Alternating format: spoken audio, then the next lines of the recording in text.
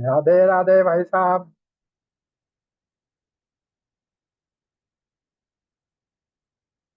राधे राधे। राधे रवि भाई। राधे। राधे।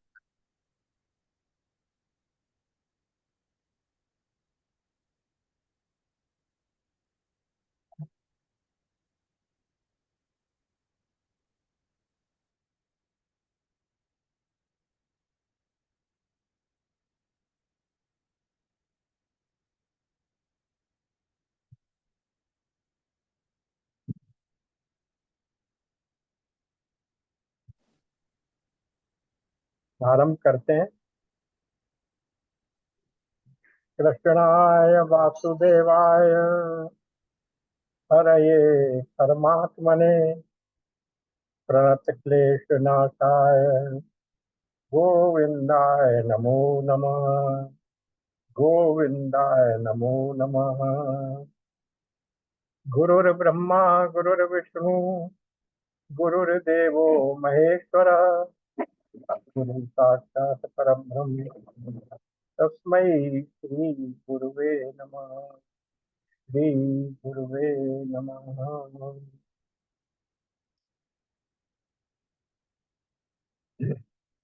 कठोपनिषद का अध्ययन चल रहा है और पिछले सत्र में कठोपनिषद की अध्याय 2 की वल्ली 1 का 13 श्लोक हम लोगों ने 13 मंत्र हम लोगों ने कर लिया। अर्चना जी, इज इट राइट? या 13 हो गया था ना? लास्ट वीक में थी नहीं एक्चुअली, तो मुझे नहीं पता।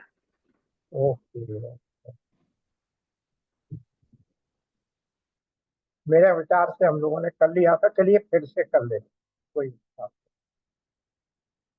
13 मंत्र क्या कह रहा है?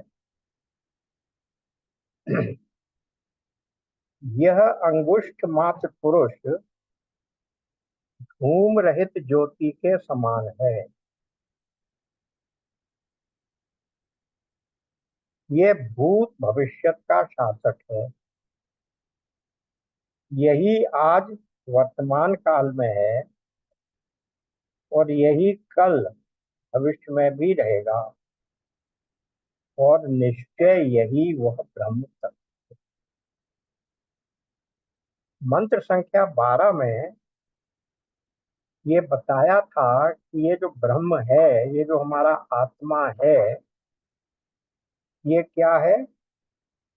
अंगुष्ठ मात्र है। इसका जो परिमाण साइज बताया गया था वो अंगूठे के एक पौर के बराबर, अंगूठे का एक पौर जैसा था, इतना केवल। और वो कहाँ रहता है? हृदय कमल में। हृदय कमल में जो खुद भी अंगुष्ठ के बराबर है, उसके छिद्र में रहने वाला है। तो उसी अंगुष्ठ मात्र पुरुष के बारे में बात हो रही है। पुरुष किसको कह रहे हैं? पुरुष ब्रह्म को या आत्मा को कह रहे हैं। तो वो पुरुष क्या है? भूत भविष्य और काल के शासक आत्मा को जानकर उस पुरुष को क्या बताया गया? भूत भविष्य और काल, यानी देश देश से परिच्छिन्न नहीं है, काल से परिच्छिन्न नहीं है, वस्तु से परिच्छिन्न नहीं है। अब ये देश काल और वस्तु से परिच्छिन्न होने का अर्थ क्या होता है? कि इस देश में है, इस स्थान पर है, दूसरे स्थान पर नहीं है। मैं इस समय वृंदावन में हूँ, सहारनपुर में नहीं हूँ। तो मैं देश से परिच्छिन्न हूँ। मेरी व्यापकता केवल इस देश तक ही रह गई, दूसरे स्थान में नहीं है। काल से परिच्छिन्न का अर्थ है कि आज तो हूँ, इस समय तो हूँ, थोड़ी देर बाद यहाँ इस टेबल पर हूँगा या नहीं रहूंगा नहीं कह सकता, कहीं और चला जाऊंगा। तो ये हो गया काल से परिच्छेद। तो वो आत्मा न तो ऐसा है कि जो यहाँ हो और वहां ना हो, इस देश में हो दूसरे इस देश में ना हो, और ना ही ऐसा है कि आज है कल नहीं रहेगा, या बीते हुए कल में नहीं था। यानी भूत, भविष्य और वर्तमान तीनों कालों में जो रहने वाला है वो काल से परिच्छिन्न नहीं है। और इसी प्रकार वस्तु से परिच्छिन्न, इस वस्तु में है उस वस्तु में नहीं है, ऐसा भी नहीं है। ऐसा नहीं है कि इस शरीर में है, मनुष्य के शरीर में है, और हाथी या चींटी के शरीर में नहीं है, ऐसा भी नहीं है। तो जो आत्मा है या जो ब्रह्म है वो आज भी है कल भी रहेगा, कहने का मतलब ये है कि वो देश और काल से परिच्छिन्न नहीं है, सर्वव्यापक है आज। और सत है, क्योंकि सत की परिभाषा जो हमने 2.16 में देखी थी गीता में, वो क्या है? ना सतो विद्यते भावो, ना भावो विद्यते सतः। जो असत वस्तु है उसका तो किसी भी काल में भाव नहीं है, तो उसकी सत्ता नहीं है। और जो असत वस्तु है उसका जो, और जो सत वस्तु है उसका किसी भी काल में अभाव नहीं। तो ये इस प्रकार से बता रहे हैं कि वो सत भी है, यानी तीनों कालों में है, देश से परिच्छिन्न नहीं है, वस्तु से परिच्छिन्न नहीं है, सर्वव्यापक है। तो वो पुरुष भूत भविष्य काल के शासक आत्मा को जानकर वो विद्वान व्यक्ति क्या करता है? इस बात को जानता है कि मैं भी वही हूँ, मैं भी वही हूँ, या मैं उस ब्रह्म को जान गया। उसी ब्रह्म के बारे में यहाँ बात हो रही है। अंगुष्ठ मात्र पुरुष कैसा अभी है? नीचे जाएगा। धूम रहित ज्योति के समान। किसी भी प्रकार की धूम अग्नि जला लीजिए आप, थोड़ा और बहुत धूम उसमें होता है। इलेक्ट्रिसिटी के बल्ब को भी जब आप जलाते हैं तो अपेरेंटली उसमें धुआं नहीं दिखता दिखता, लेकिन कुछ दिन तक जब वो जलता रहता है तो थोड़ा बहुत कालापन आने लगता है। इलेक्ट्रिसिटी की ट्यूबलाइट को जलाते हैं, कॉर्नर पे काली हो जाती है। इसका मतलब यह है कि सूक्ष्म रूप से धूम रहित अग्नि कहीं भी नहीं। पर वो क्या कह रहे हैं? वो जो पुरुष है, जो अंगुष्ठ मात्र पुरुष है, वो कैसा है? धूम रहित ज्योति के समान है। और यही भूत भविष्य का शासक है। यानी भूत, वर्तमान और भविष्य तीनों कालों से ऊपर है। तीनों काल भी उसी के होने से होते हैं, उसके नहीं होने से काल ही नहीं है। क्योंकि काल का जन्म कब हुआ? जब सृष्टि की रचना हुई, लेकिन वो तो सृष्टि से भी पहले से था, इसलिए वो काल का भी शासक है। तो लाओगे नहीं, कोई है लगा दो ना। यही चलो। आज वर्तमान काल में है और यही कल भविष्य में भी रहेगा, ये भी कहा गया। और निश्चय यही वह ब्रह्म तत्व। ये क्यों चल रहे हैं ये प्रश्न? क्योंकि नचिकेता ने यही पूछा था कि मृत्यु के बाद शरीर का क्या होता है, और वो आत्म तत्व क्या है, ब्रह्म तत्व क्या है। इसके लिए ये 3-4 मंत्रों में उसी को बताया जा रहा है। और एतद्वै तत्, ये निश्चय यही वो ब्रह्म तत्व है जो कल भी था, आज भी है और अब आने वाले कल में भी रहेगा, जो धूम रहित ज्योति के समान है और भूत भविष्य का शासक है।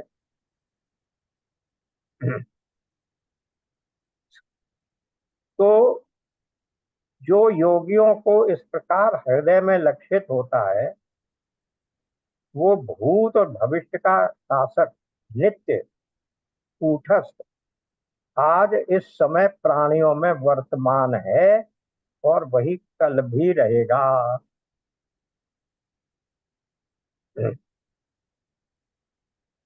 अर्थात उसके समान कोई और पुरुष उत्पन्न नहीं होगा।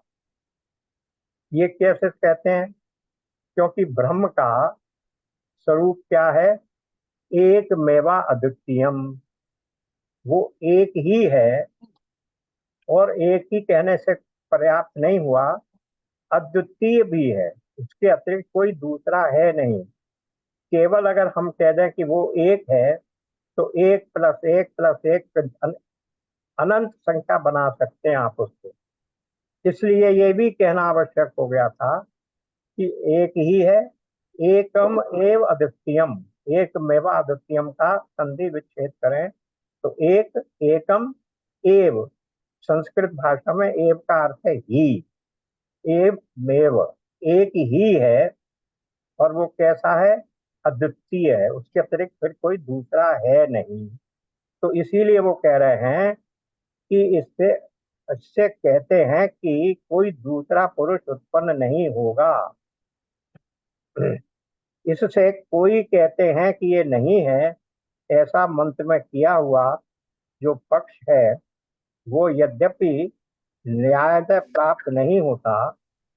अब यहाँ पर बौद्धों की क्षणभंगुरता की इस प्रकार से यहाँ पर कही जा रही है, इसका खंडन किया जा रहा है।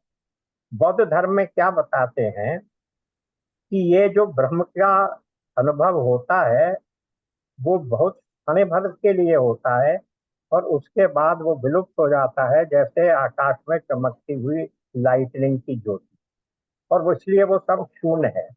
तो उनके शून्यवाद का खंडन करने के लिए यहाँ कहा गया है कि जिसको ये कह दिया कि वो आज भी है, कल भी रहेगा और कल भी था, उसके स्थायित्व के बारे में बता रहे हैं, उसकी क्षण भंगुरता का खंडन किया जा रहा है। इसलिए इस प्रकार इस मंत्र के द्वारा बौद्धों के शून्यवाद का भी खंडन हुआ। ये बात यहाँ इस श्लोक में कही गई। अब हम आ जाते हैं मंत्र संख्या 14। ब्रह्म में जो भेद दृष्टि की जाती है, उसका अपवाद श्रुति फिर भी करती है। अब दोबारा भी उसी बात को, क्योंकि ऊपर कह चुके हैं ना कि कोई दूसरा है ही नहीं, और सारा शरीर उससे पूर्ण है, उस भूत भविष्य काल के शासक को। तो अब ये कह रहे हैं कि यद्यपि ये समझा चुके हैं कि उसके अतिरिक्त कुछ दूसरा है नहीं, सब रूपों में वही एक ही ब्रह्म अपने आप को अभिव्यक्त कर रहा है, पर फिर भी उस भेद दृष्टि को, ब्रह्म में जो भेद दृष्टि की जाती है, उसको फिर से भगवान बताते हैं कि भेद दृष्टि है नहीं। ये मंत्र बता रहा है भेद दृष्टि नहीं। ये 14 भी हमने कर लिया था, क्योंकि अब मुझे याद आ रहा है, पानी के बरसने वाला श्लोक मंत्र है ये। जिस प्रकार ऊंचे स्थान में बरसा हुआ जल पर्वतों में, पर्वतीय निम्न देशों में बह जाता है, उसी प्रकार आत्माओं को पृथक पृथक देखकर जीव उन्हीं को भिन्न आत्म तत्व को ही प्राप्त होता है। इसका अर्थ भी यहाँ देख लीजिए। जिस प्रकार दुर्गम स्थान अर्थात ऊंचाई पर बसा हुआ जल अलग अलग प्रदेशों में चला जाता है, पर्वत से निचाई के जितने स्थान हैं उनमें फैलकर नष्ट हो जाता है। उसी प्रकार अलग अलग आत्माओं को प्रत्येक शरीर में भिन्न भिन्न देखने वाला मनुष्य उन्हीं शरीर भेद का अनुसरण करने वालों की ओर ही जाता है, अर्थात बारंबार भिन्न भिन्न शरीर भेद को ही प्राप्त होता है। क्या बताया, जो हम लोगों ने 13 चैप्टर में गीता के में देखा था, और इससे पहले भी पढ़ चुके हैं कि आत्मा सबरे सारे शरीरों में एक ही आत्मा, एक ही ब्रह्म सब शरीरों में वही ब्रह्म है। तो ये कह रहे हैं कि लेकिन जो ज्ञानी नहीं है, जो इस बात को नहीं समझ पाए हैं, वो क्या सोचते हैं कि जैसे ऊंचे पहाड़ पर बरसा हुआ पानी अलग अलग नीचे के स्थानों में अलग अलग जगहों में अलग अलग रूपों में बट जाता है, उसी प्रकार जो व्यक्ति शरीर को पृथक पृथक शरीरों में पृथक पृथक आत्माओं को देखता है, वो क्या है, बारंबार भिन्न भिन्न शरीर भेद को ही प्राप्त होता है, यानी फिर वो जन्म मृत्यु के चक्र में फंसता रहता है। फिर से ध्यान दे लीजिए 13.23 में क्या कहा गया। ये जितने शरीर हैं, ये शरीर समझिए क्षेत्र है। क्षेत्र जिसका, जिस खेत को कहते हैं, या शरीर को भी क्षेत्र कहा, क्योंकि इसमें कर्म पैदा होता है और कर्म के बाद फल की प्राप्ति होती है। इदम शरीरम कौन्तेय क्षेत्रम इति अभिधीयते। हे अर्जुन, ये शरीर क्षेत्र है, इस नाम से जाना जाता है। फिर दूसरे में क्या कहते हैं,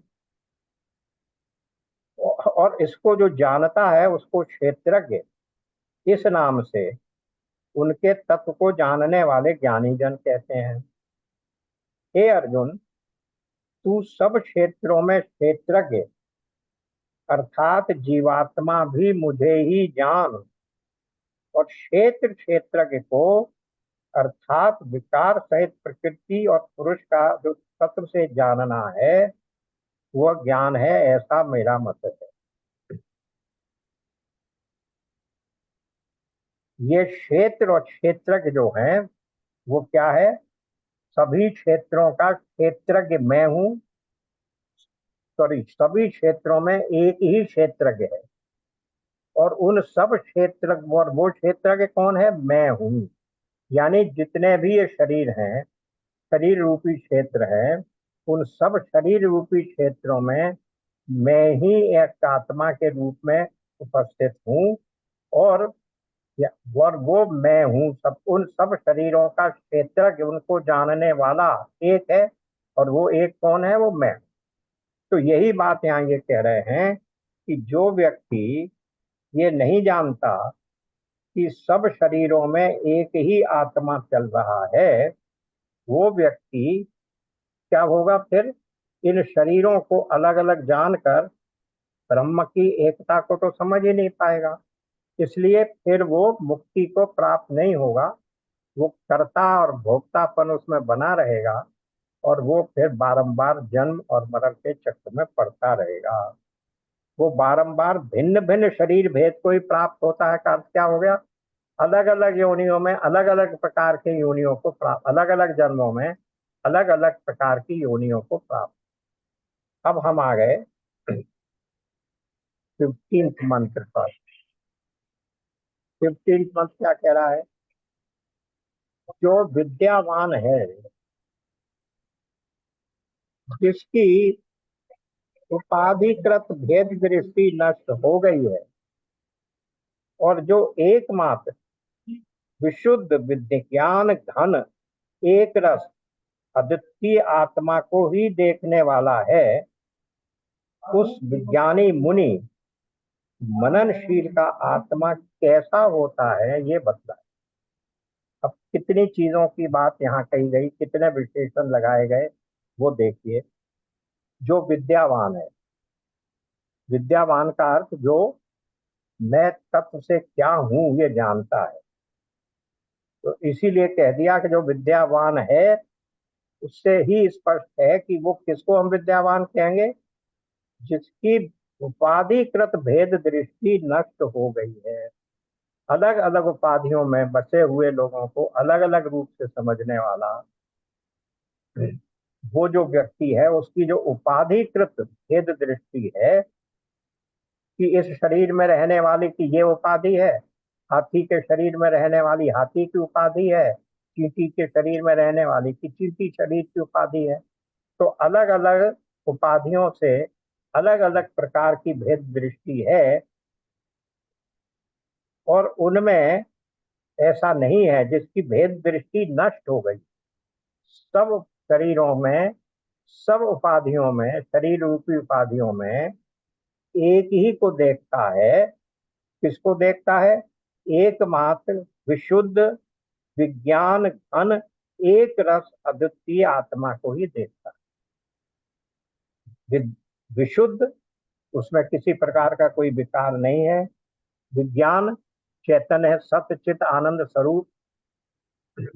और अनंतम ज्ञानम अनंतम ब्रह्म, सत्यम ज्ञानम अनंतम ब्रह्म। जो इसको देखता है उस विज्ञानी मुनि, मुनि कहते हैं मननशील व्यक्ति को, उस ज्ञानी मुनि मननशील का आत्मा कैसा होता है ये बताता है। कि जो इसमें ये गुण है वो आत्मा को फिर किस रूप में समझता है ये बताया। अब वो आते हैं। जिस प्रकार शुद्ध जल में डाला हुआ शुद्ध जल वैसा ही हो जाता है,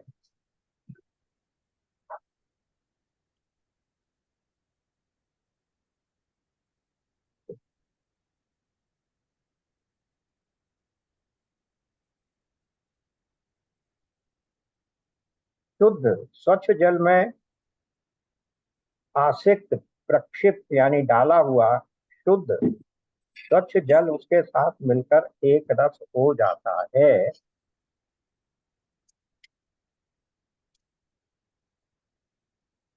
उससे उससे विपरीत अवस्था में नहीं रहता, वो अलग नहीं रह पाता फिर, क्योंकि स्वच्छ जल में स्वच्छ जल मिल जाएगा। अगर मैलापन होगा उसमें तो फिर मैलापन अलग हो जाएगा। तो वो ये कह रहे हैं कि दोनों में एकता हो जाती है। इसमें शुद्ध जल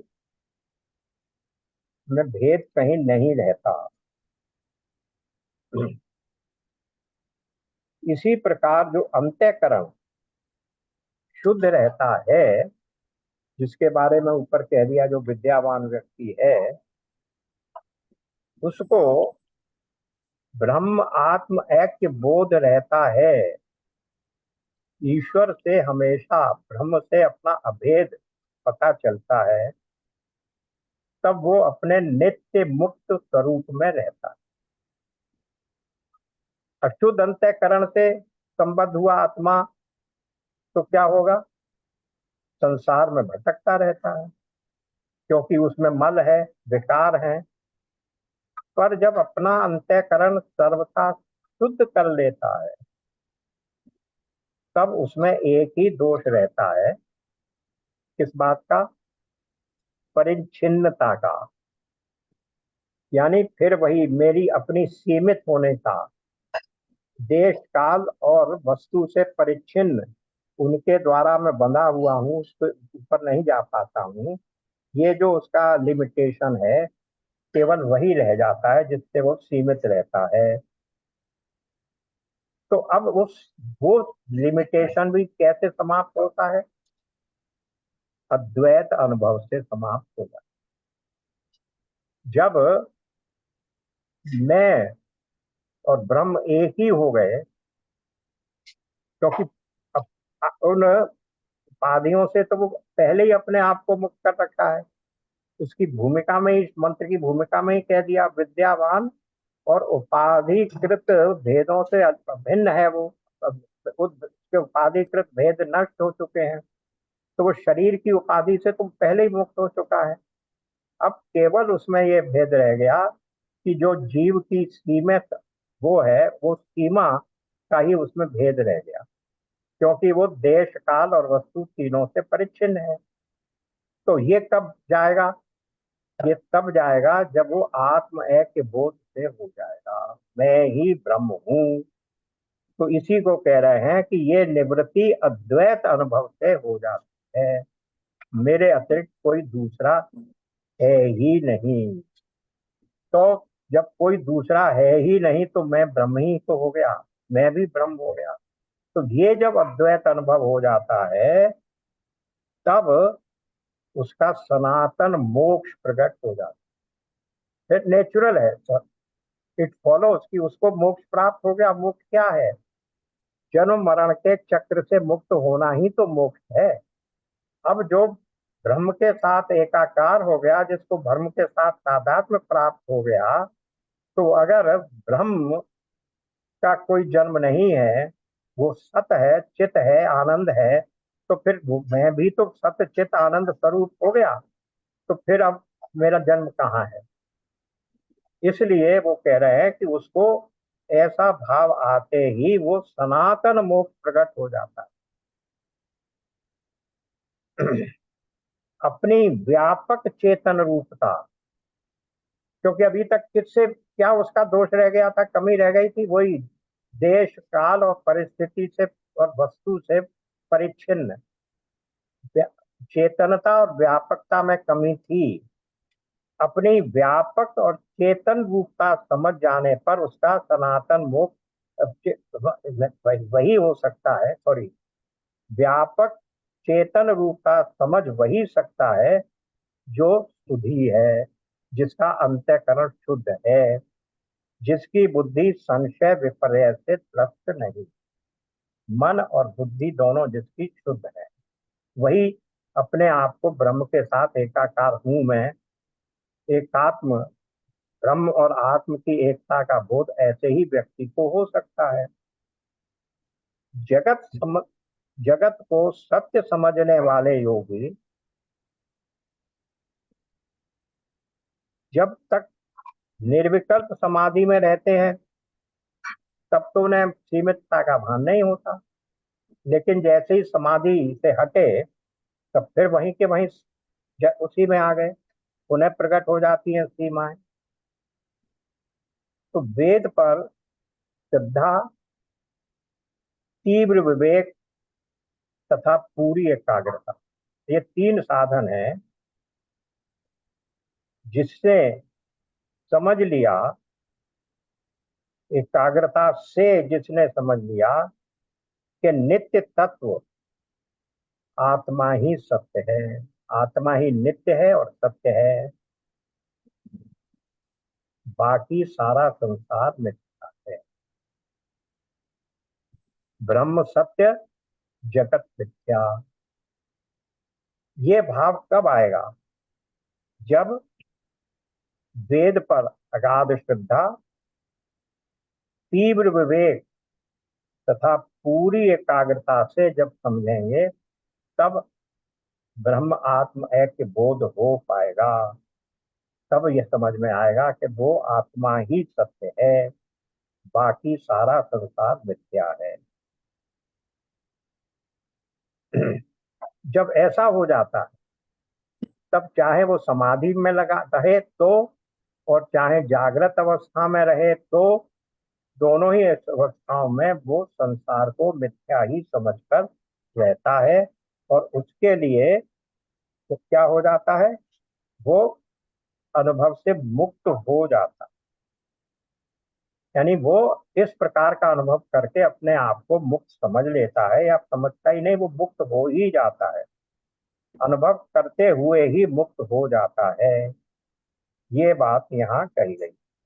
अनुभव के बाद मुक्त होने में कोई समय नहीं लगता, अचिरता तुरंत ही, क्योंकि मुक्त तो वो था ही, केवल अपने को ज्ञान के कारण वो शरीर से उसने अपना तादात्म्य करके अपने को जीव समझ रखा था। जैसे ही वेद पर श्रद्धा करके तीव्र एकाग्रता और विवेक से उसने समझा कि मैं परिच्छिन्न शरीर नहीं हूँ, शुद्ध बुद्ध मुक्त आत्मा हूँ, तो वो तुरंत ही आत्मा ही बन गया, क्योंकि वो आत्मा था ही। इसलिए उसके आत्मा बनने में कोई देर नहीं लगी, केवल अज्ञान के मिटने भर से ही वो चला गया, अज्ञान चला गया और वो आत्मा हो गया।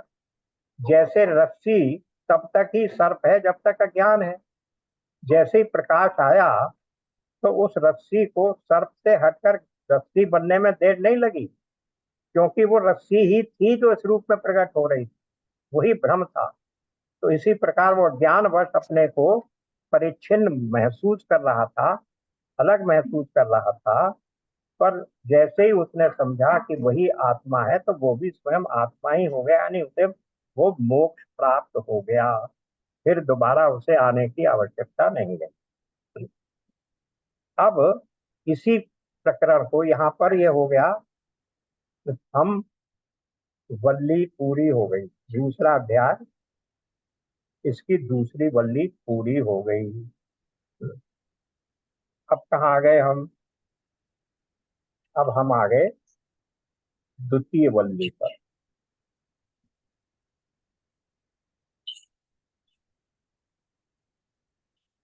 अब दूसरी वल्ली क्या कह रही है? हाँ, पानी भर ले।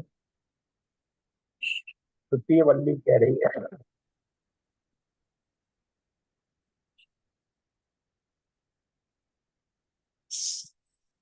द्वितीय वल्ली कहाँ से प्रारंभ हो रही है?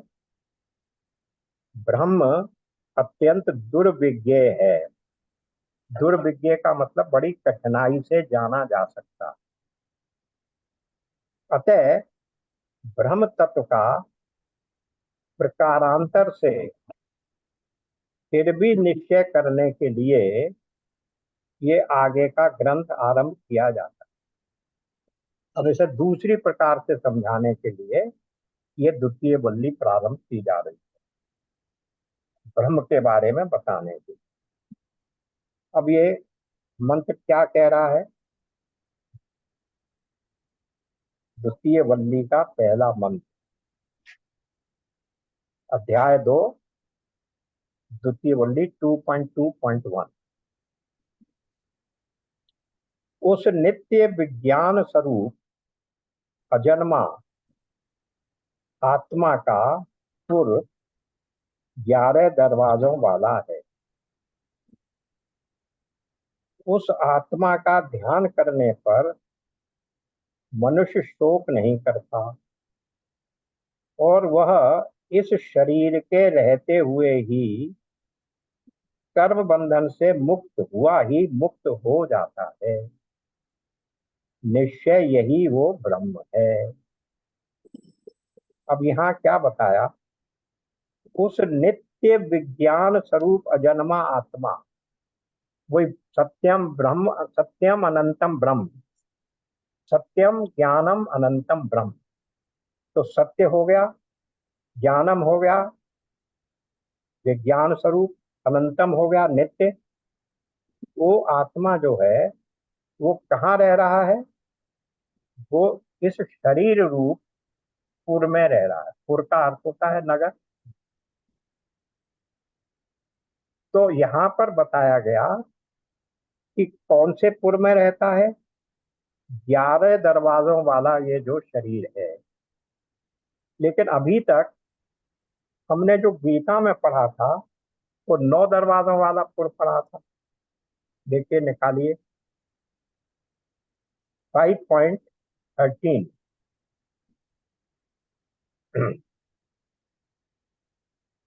नव द्वारे पुरे देही नैव पुरवन कारयन। नव द्वारों वाले शरीर रूप घर में सब कर्मों को मन से त्याग कर आनंद पूर्वक सच्चिदानंद घन परमात्मा के स्वरूप में वो स्थित रहता है। यानी यहाँ पर बताया गया कि वो जो पुर है जिसमें वो आत्मा रहता है वो केवल 9 द्वारों वाला है। तो वो 9 द्वार कौन से हैं वो भी हमने वहां देखे थे। 9 द्वार ऊपर के स्थित में, 7 द्वार, 2 कान, कानों के रंध्र, 2 आंखों के रंध्र और 2 नासिका के रंध्र, 6 हो गए, और 1 मुख। इस प्रकार से ऊपरी हिस्से में हो गए 7। और फिर नाभि के नीचे हो गए 2, मल और मूत्र त्यागने का रंध्र। तो इस प्रकार 9 द्वारों वाला बताया, ये 9 द्वार है। लेकिन ये कह रहे हैं 11 द्वार। तो ये 11 द्वार कौन से बता रहे हैं? 10वां द्वार है हमारी नाभि सेल। क्योंकि इस नाभि के माध्यम से ही जब गर्भावस्था में बच्चा होता है तो वो पोषण इस नाभि के मध्य से ही प्राप्त करता है। शरीर से, बच्चे का शरीर हमारे शरीर से इस नाभि के माध्यम से ही जुड़ा रहता है। इसलिए वो नाभि का जो गड्ढा है से भी एक द्वार मान। और फिर 11वां द्वार क्या हुआ? वो हमारे सिर के अंदर जो तीनों हड्डियां जुड़ी रहती हैं जिसको हम ब्रह्म रंध्र कहते हैं, ब्रह्म रूपी खेत, जिसमें से महात्माओं की और पहुंचे हुए योगियों की योगियों की आत्मा बाहर निकलती है, उसको ब्रह्मरंध्र कहते हैं, जहाँ पर हम चोटी बनाते हैं, सन्यासी जिसकी जगह चोटी रखता है, उसको भी रंध्र है, वो भी एक छेद है, छिपा हुआ है, लेकिन वहां से वो छेद है, इसलिए वो 11 हो गई। तो ये क्या कह रहे हैं कि 11 दरवाजों वाला, वहां ये 11 निकासी के द्वार, उनमें ये आत्मा रहता है। उस नित्य विज्ञान स्वरूप अजन्मा आत्मा का पुर 11 दरवाजों वाला है। यानी आत्मा कहाँ रह रहा है? किसी शरीर में रह रहा है, और वो शरीर कैसा है? 11 दरवाजों वाला है। आत्मा क्यों रह रहा है इसमें, ये बात कहाँ से आ गई? फिर आ जाइए गीता के 15.15 पर, क्या हम सर्वस्व अभिनिविष्टो, क्या है वो श्लोक पूरा? 15.15 देखिए, सर्वस्व क्या हम हृदय सन्निविष्टो, मैं सबके हृदय में अंतर्यामी रूप से, सबके हृदय में, मैं ही सब प्राणियों के हृदय में अंतर्यामी रूप से स्थित हूँ। और फिर 18.61 में, यहाँ तो भगवान ने अपने लिए कहा, सगुण साकार के रूप में कहा, जो सगुण साकार के रूप में माने। और फिर ईश्वर निर्गुण निराकार के रूप में क्या कह दिया? 18.61, ईश्वर सर्वभूता नाम हृदय से अर्जुन तिष्ठति, ये ईश्वर सर्वभूतों में अंतर्यामी रूप से बैठा हुआ है, स्थित है, अचल रूप से स्थित है। तिष्ठति का अर्थ यही है कि वो ऐसा नहीं है कभी थोड़ी देर के लिए है फिर चला जाएगा, स्थिर रहता है।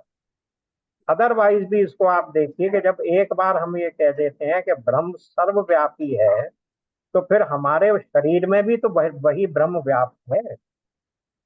इसलिए वो ब्रह्म या वो आत्मा सर्वत्र व्याप्त है, इसलिए हमारे वो शरीर रूपी पुर में वो बैठा हुआ है। कहने का अर्थ केवल यही है कि वो आत्मा हमारे शरीर में है।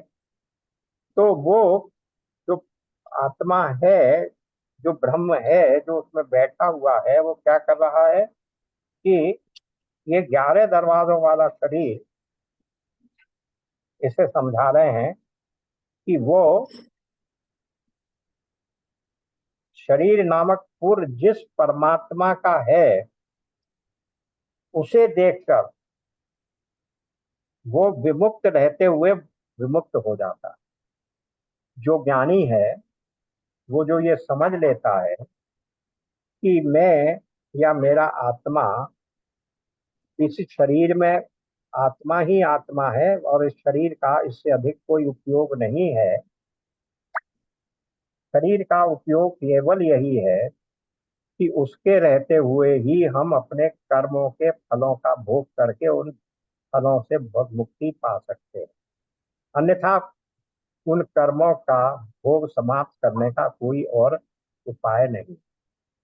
इसलिए उस शरीर में रहते हुए वो क्या होता है, जब वो ये देख लेता है कि उसमें कौन रह रहा है, ये आत्मा ही, ये शरीर में आत्मा ही है, तो ये समझकर वो क्या करता है, इस शरीर में रहते हुए, जीवन में रहते हुए ही, विमुक्त रहते हुए, अर्थात जीवित रहते हुए किससे छूट जाता है? जब वो ये जान जाएगा तो वो क्या होगा, अविद्या, कामना और कर्म, ये जो 3 बंधन कारक है, उनसे छूट जाता है। और जब ऐसा हो, इसको इसलिए कहते हैं जीवन मुक्ति। इसी जीवन में रहते हुए जिसने ये समझ लिया कि शरीर तो केवल इस आत्मा के रहने का एक स्थान है और जड़ है, बंधन कारक है, अनित्य है, और इसमें केवल नित्य वस्तु आत्मा ही है, तो ऐसा व्यक्ति जब इस बात की वास्तविकता को समझ लेता है, तो जीवित रहते हुए ही वो अविद्या के द्वारा जनित क्या चीजें होती हैं, कामना और कर्म, उन सब से छूट जाता है।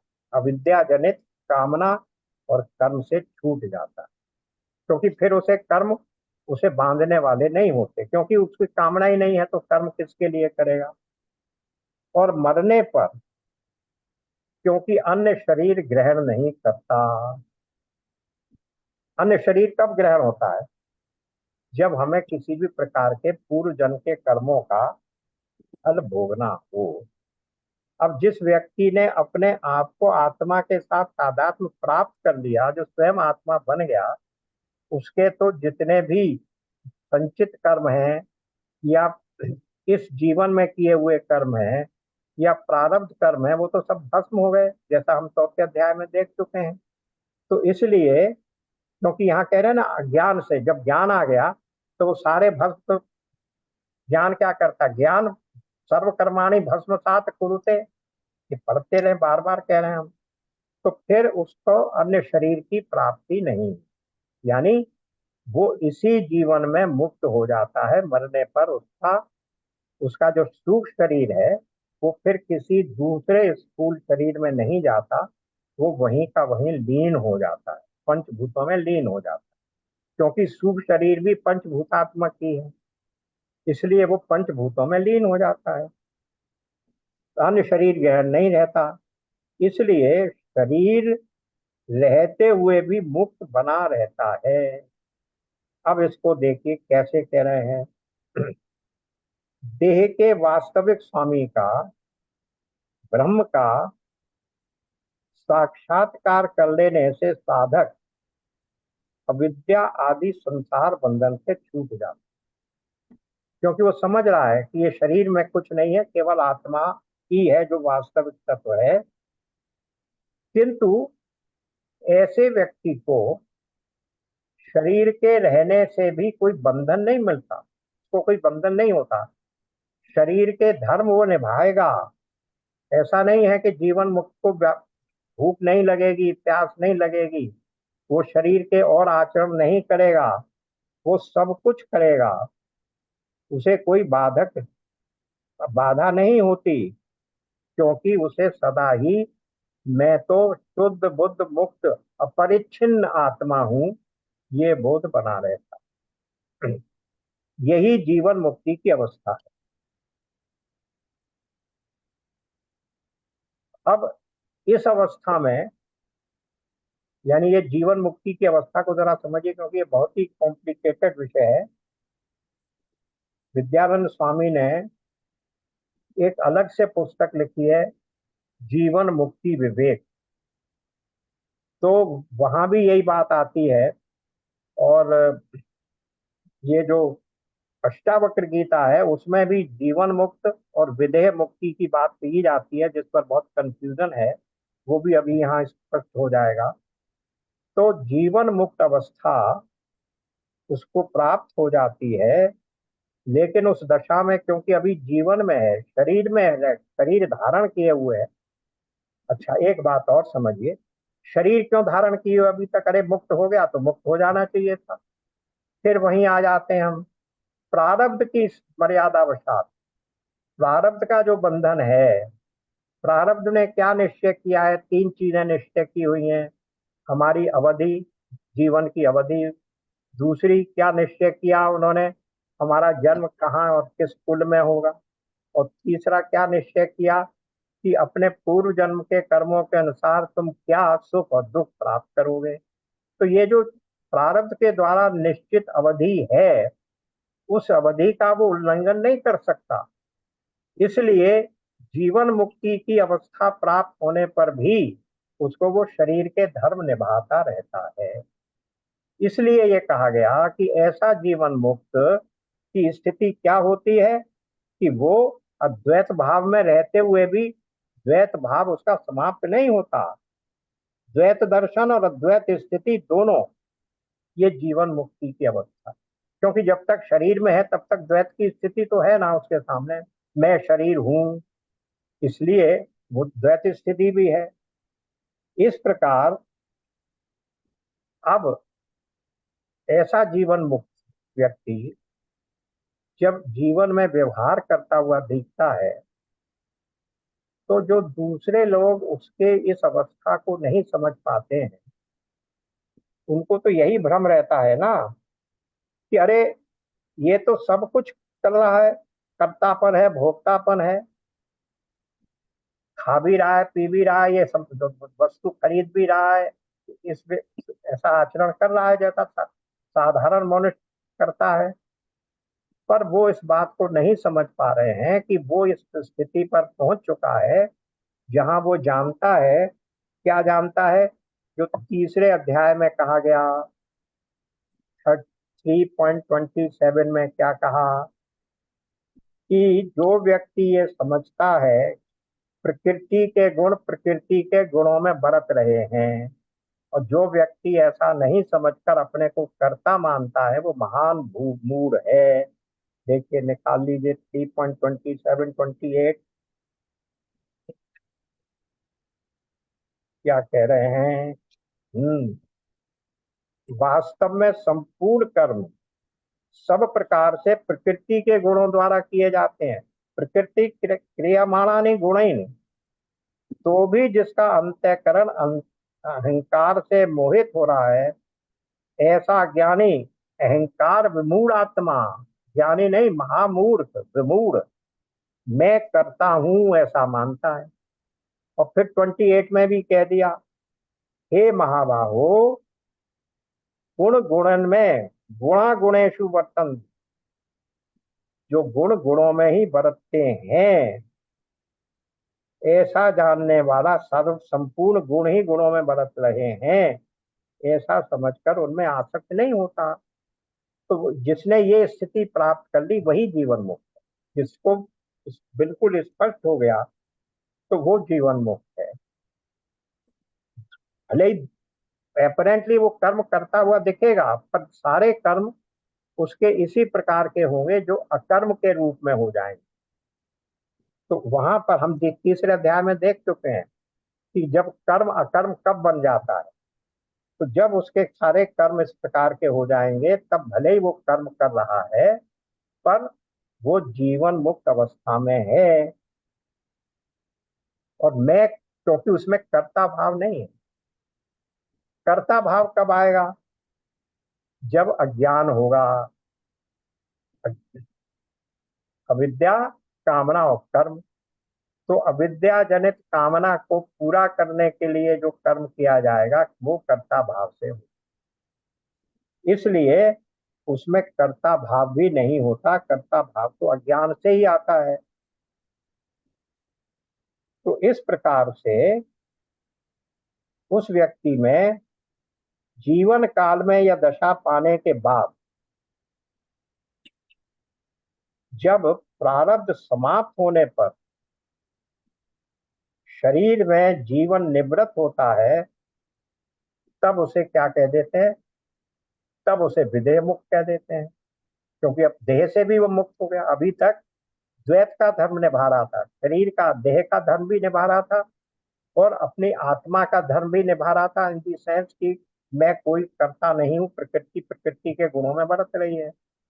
अब जब वो प्रारब्ध के प्रारब्ध द्वारा निर्धारित अवधि पूरी हो गई, उस समय वो क्या हुआ? उसकी देह भी समाप्त हो गई, तब वो विदेह हो गया। तो वही जो जीवन मुक्त था वही विदेह स्थिति को प्राप्त करता है। जो व्यक्ति जीवन मुक्त नहीं हो पाया उसको हम ये कह दें कि वो विदेह मुक्त हो गया, क्योंकि केवल देह के नाश हो जाने भर से व्यक्ति मुक्त नहीं होता। ये बहुत बात मुख्य समझने की है। जो जीवन मुक्त है वही विदेह मुक्त कहा जा सकता है। जीवन मुक्त ही प्रारब्ध पूर्ति पर विदेह मुक्त बनता है। इसीलिए वहां दो बार उन्होंने कहा है, क्या कहा है? विमुक्त होते हुए ही विमुक्त हो जाता है, जीवन मुक्त रहते हुए फिर वो विदेह मुक्त हो जाता है। ये श्लोक में दो बार विमुक्ति का जो शब्द आया उसका अर्थ ये है। तो अब क्या हुआ? अब हम लोग क्या समझते हैं? मरने पर अज्ञानी विदेह मुक्त नहीं होता। क्यों? क्योंकि उसका सूक्ष्म शरीर फिर भी रहता है। देह का जो स्थूल शरीर है वो मर गया, पर सुशरीर तो अभी है, और सुशरीर क्या कर रहा है कि वो एक दूसरे स्थूल शरीर को ढूंढ रहा है, तो उसकी मृत्यु हुई कहाँ? विदेह मुक्ति नहीं है वो। अज्ञानी की मृत्यु विदेह मुक्ति नहीं है। हम ये मान लें कि वो व्यक्ति की मृत्यु हो गई इसलिए वो विदेह मुक्त हो गया, ना। जीवन मुक्त ही विदेह मुक्त कहलाएगा, वही उस अवस्था को प्राप्त करेगा। ऐसा नहीं है कि मृत्यु होने के बाद कोई नए गुण उसमें प्राप्त पैदा हो जाएंगे। मुक्त होने के बाद, देह से मुक्त होने के बाद किसी भी प्रकार का कर्म करने की, किसी भी प्रकार का ज्ञान अर्जन करने की क्षमता ही कहाँ रह गई। इसलिए मृत्यु के बाद वो कैसे विदेह मुक्त होगा? तो मुक्त वही होगा जो अपने जीवन में, जीवन काल में अपने को, अपने उस स्तर को पार प्राप्त कर चुका है, जिसको हम मुक्ति की अवस्था कहते हैं। इसीलिए हमारे यहाँ ये कहा गया है कि मुक्ति जो है वो इसी जीवन में ही प्राप्त होगी, अदरवाइज नहीं प्राप्त होगी। हमारा धर्म नगद का धर्म, उधार का धर्म नहीं है। वो ये नहीं कहता अगले वहां जाकर तुम मुक्त हो जाओगे, मुक्त होना है तो यहीं हो पाओ। तो इसलिए वो कह रहे हैं कि इस प्रकार जो जीवन मुक्त है वही विदेह मुक्त भी कहलाएगा। तत्वज्ञ का तो किसी भी शरीर से कैसा भी संबंध है नहीं, वो तो वही जान रहा है, प्रकृति गुणों गुणेषु वर्तन्त। इसलिए उसका किसी भी संबंध रह जाने से वही विदेह होता है।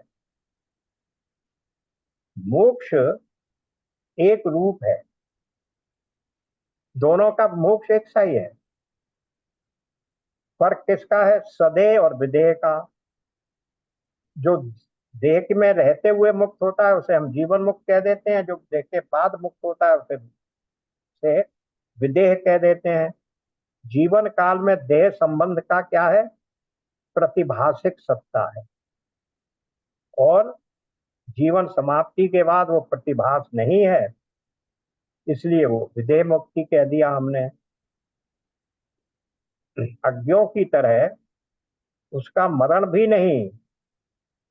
अज्ञ तो शरीर छोड़कर जाता है और फिर किसी देहांतर में पहुंचता है, किसी दूसरी योनि को प्राप्त करता है। किंतु जो ज्ञानी है उसके प्राण फिर कहीं और जाते नहीं, उसका सूक्ष्म शरीर यहीं की यहीं लीन हो जाता है। क्योंकि अगर सूक्ष्म शरीर बना रहा तब तो फिर उसे कोई ना कोई दूसरा स्थूल शरीर चाहिए। तो जीवन मुक्त अवस्था को प्राप्त होने पर जब शरीर का नाश होता है, विदेह मुक्ति की अवस्था आने का अर्थ केवल इतना है कि उस समय सूक्ष्म शरीर भी यहीं का यहीं लीन हो गया। वो ना किसी दूसरे लोक में गया, ना किसी दूसरे स्थूल शरीर में गया। क्योंकि जो स्वर्ग प्राप्ति करते हैं उनका सूक्ष्म शरीर स्वर्ग चला गया। जिनको स्वर्ग की प्राप्ति नहीं हुई, यहीं की यहीं जब जीवन दूसरा मिला, उनका सूक्ष्म शरीर दूसरे स्थूल शरीर में चला गया। लेकिन जो ज्ञानी जीवन मुक्त हो चुका था, उसकी विदेह मुक्ति का केवल इतना अर्थ है कि देह समाप्ति के बाद उसका सूक्ष्म शरीर भी यहीं की यहीं लीन हो गया अपने पांच भौतिकी तत्व में, और वो कहीं गया नहीं, ना किसी योनि में गया और ना ही किसी दूसरे लोक में गया। ये बात यहाँ स्पष्ट तरीके से समझने वाली एक ही है। अब हम आ जाते हैं तृतीय मंत्र। तृतीय मंत्र क्या कह रहा है?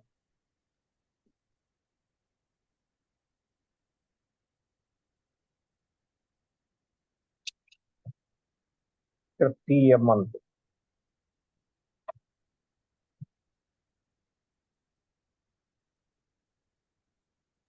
वल्ली 2, अध्याय 2, वल्ली 2, तृतीय सेकंड मंत्र।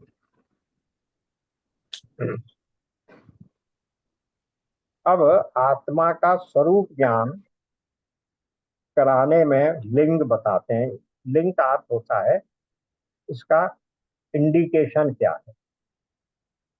किस प्रकार से उसको हम समझा सकते हैं, प्रत्यक्ष रूप में क्या इंडिकेशन।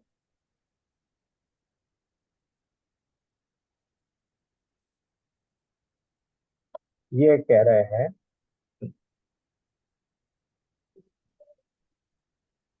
तीसरा मंत्र, वल्ली अध्याय 2 की वल्ली 1 ही चल रही है। हाँ, इसका तीसरा मंत्र,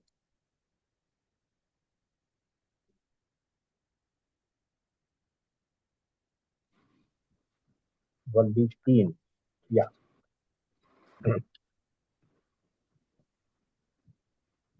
1 2, सॉरी दूसरे में आना है अभी हम, ये तो हमने अभी पूरा किया।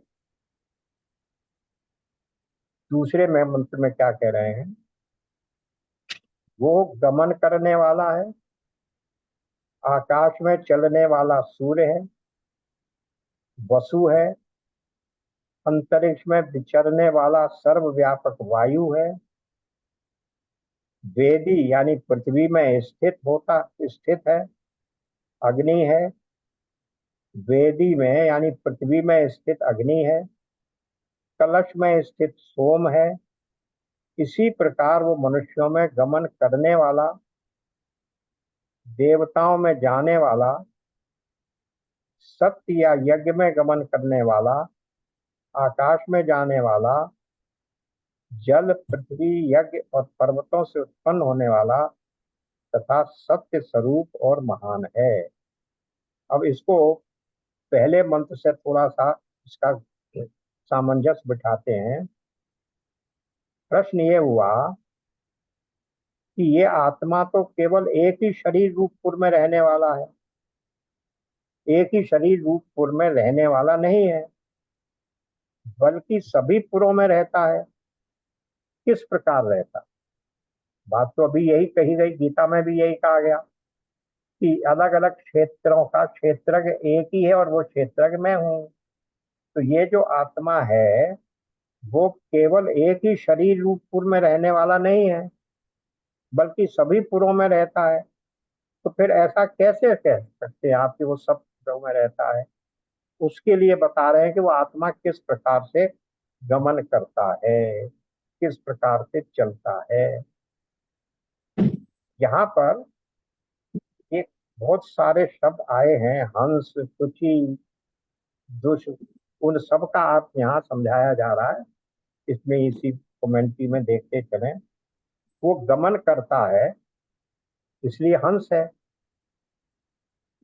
शुचि आकाश में सूर्य रूप से चलता है इसलिए शुचि शत है। सबको व्याप्त करता है इसलिए वसु है। वायु रूप से आकाश में चलता है इसलिए अंतरिक्ष है। अग्निहीन होता है, अग्नि यानी वो पृथ्वी में गमन करता है, अतः वेदिशत है।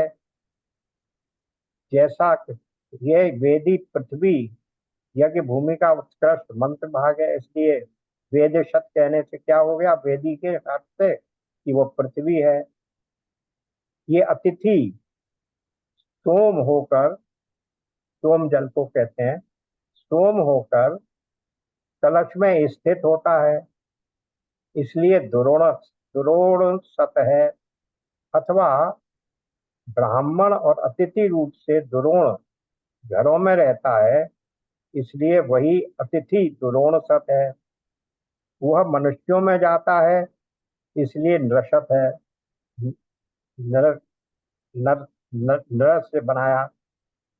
वर देवताओं में जाता है इसलिए वर्षत है।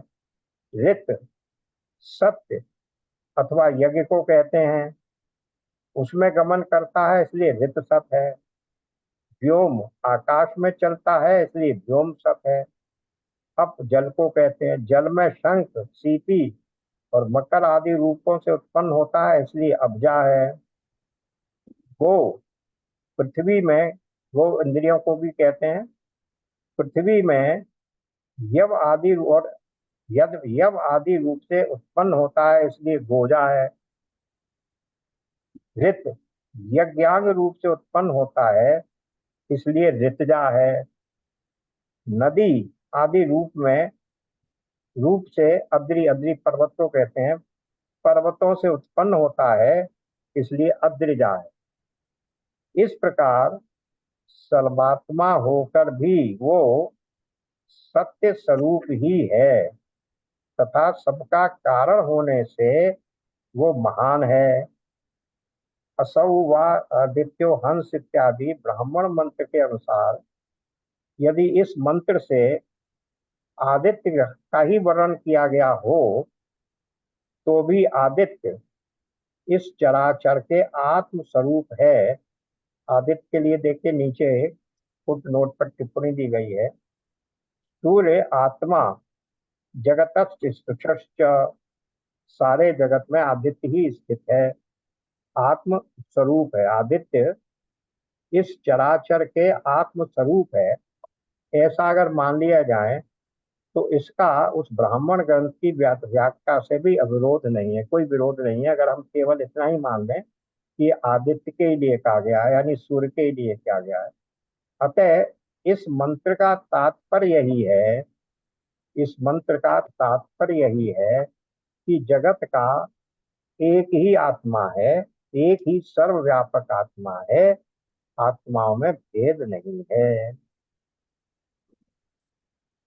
अब इतनी बात तो बता दी गई, इसके व्याख्या की जरूरत है, इसलिए अब आगे नेक्स्ट सेशन में इस मंत्र की व्याख्या जो विद्वानों ने की है उसके हिसाब से हम देखेंगे कि ये इतने गुण बताए, वो हंस है, सत है, अग्नि है, जल है, पृथ्वी है, सब है, उसका तात्पर्य क्या है, ये बात फिर अब हम इसको देखेंगे। आज यही विराम। ओम पूर्णमद पूर्णमदम पूर्णात् पूर्णमुदच्यते पूर्णस्य पूर्णमादाय पूर्णमेवावशिष्यते। ओम शांति शांति शांति। नारायण नारायण। राधे राधे। साथ राधे।